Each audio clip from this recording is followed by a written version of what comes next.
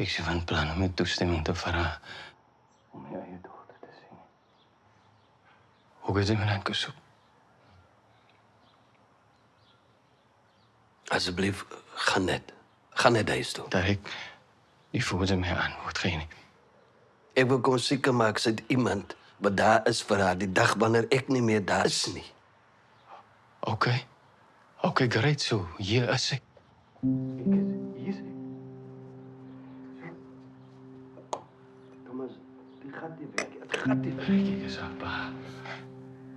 Sy kan my nie van haar weggaan. Nee, sy is nie haar pa nie. Sy... Wat?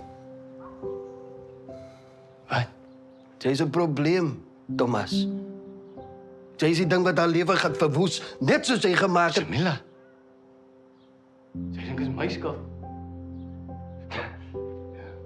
Sy dink is ek Derek. Asseblief, gaan net hier so uit voor ek toe hier so... Wat van jou, hè? Sy's 'n mislukte ou man. Sy het jou dogter versmoor met jou konstante hartseer oor jou dooie vrou. Sy het haar ingehok met jou reëls en obsessie om haar safe te hou en sy dink ek is die rede hoekom sy weggehaal dit is die rede, man. Ek sou met haar trou en ek weet sy wil dit hoor, maar ek is regtig lief. Nee, Thomas. Sy is 'n alkoholist.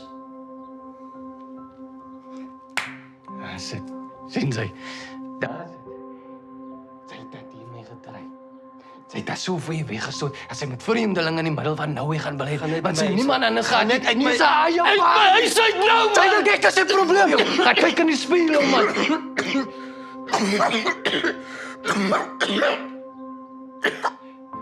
Ek is die alkoholist, Tarik. Weet jy wat? Sy in my oë. Daai is my kind. Is my kind.